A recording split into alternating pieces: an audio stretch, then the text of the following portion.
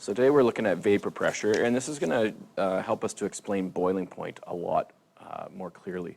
So with vapor pressure, in order for a liquid to vaporize, remember it has to overcome the pressure of our atmosphere. Not only does it have to escape, like overcome the forces holding it together as a liquid, but it also has to overcome the pressure of our atmosphere.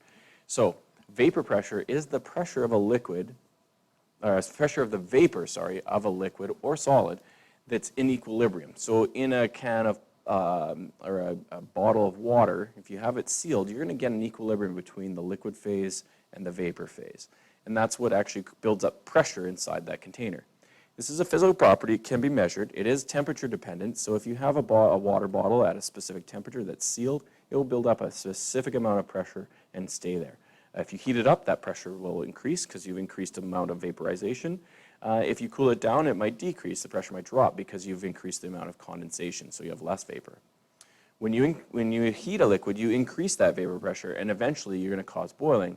In order for boiling to happen, you have to have this relationship, which is super important. Right?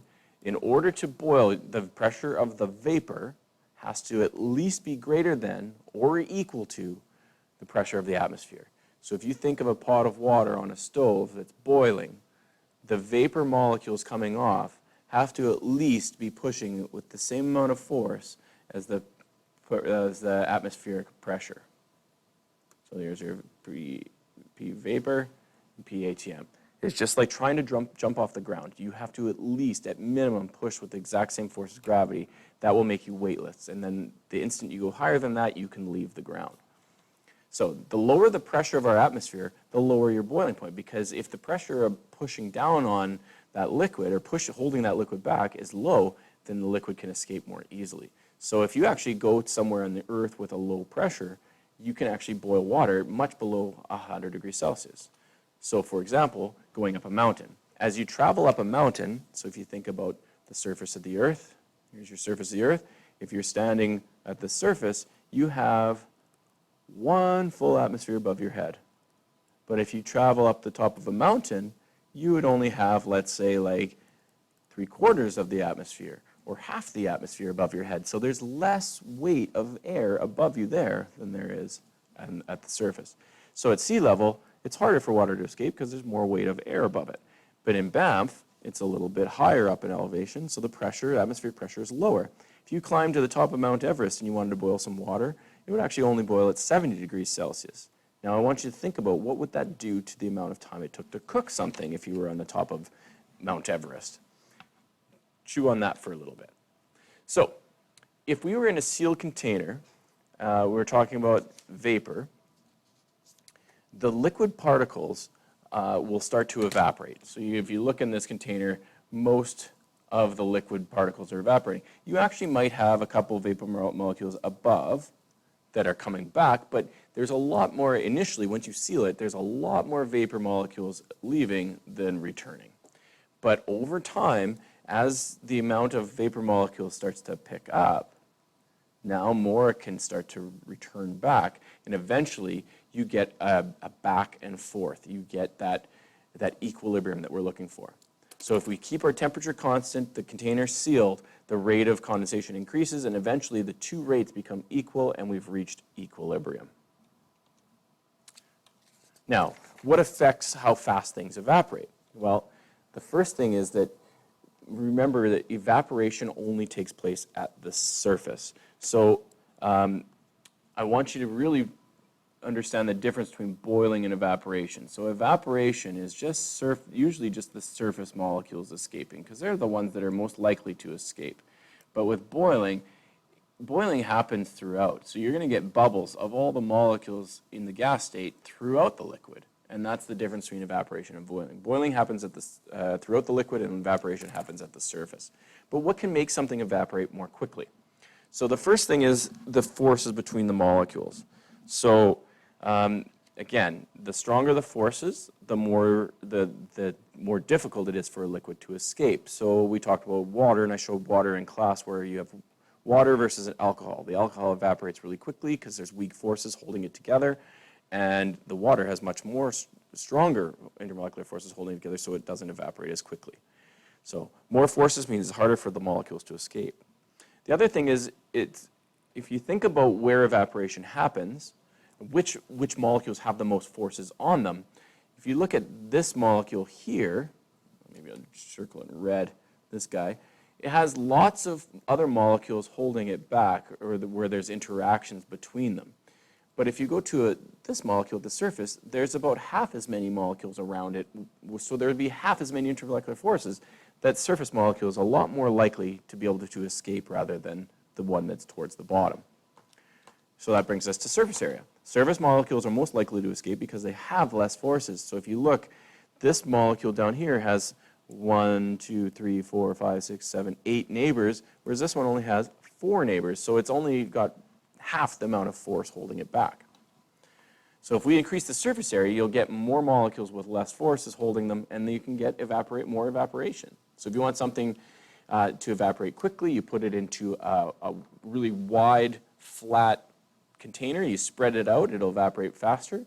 If if you take a T-shirt out of the washing machine, if you lay it out and spread it out, or hang it up somewhere, it'll dry faster than if you crumple it up into a ball and throw it in the corner. It's not going to evaporate as quickly because you don't have as many surface molecules. They're all kind of trapped inside. Temperature. So again, temperature, the hotter that it is, the more molecules will have enough energy to escape. So if you have water at room temperature versus water at like 50 degrees, the 50-degree water is going to have a lot more molecules escaping. So again, this would be, let's say, 20 degrees Celsius. This is, say, 50 degrees Celsius. So here's all the molecules at 50, and at 20, it's just these ones down here. So there's a lot less. So the higher the temperature, the bigger the chance that molecules can escape. The other thing is how much vapor there is above a liquid. So if you think about trying to escape this classroom, when the halls are full, it's slow. It's going to be hard to get out of the room because the halls are packed. You're going to kind of wait to find a spot. But if the halls are empty, if I let you out of class early, it's easy to get out of the room. We can get out of the room much more quickly because there's empty space out there. So at the start, when you first cap a liquid, the rate of evaporation is high. But as you build up more and more vapor, the rate of evaporation is going to slow down and the rate of condensation picks up and you get that equilibrium again. So what does that do for us? Well, we get something called evaporative cooling. So evaporation is a cooling process.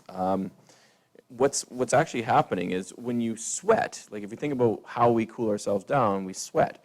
And when you sweat, the water molecules on your skin are evaporating. Now, which molecules evaporate will be the highest energy molecules. And not only that, they're actually taking, because it's your skin is warming them up, they're taking that heat with them as they escape. So it lowers your overall body temperature. This is how most organisms will cool themselves down. Dogs don't really sweat, though. I think they sweat in their paws a bit, but for the most part, they pant. Their heat exchanges on their tongue. But if you've ever seen a dog that's really hot, its tongue is hanging way out of its mouth, it's slobbering and drooling because it's trying to exchange that heat through the slobber on the tongue and the air around it. So the warm sweat molecules are leaving with that energy and cooling us down. And this actually has an implication with evaporative cooling. So this is, the idea behind how refrigerators and air conditioners and things work today. But even way back before we had that technology, people would put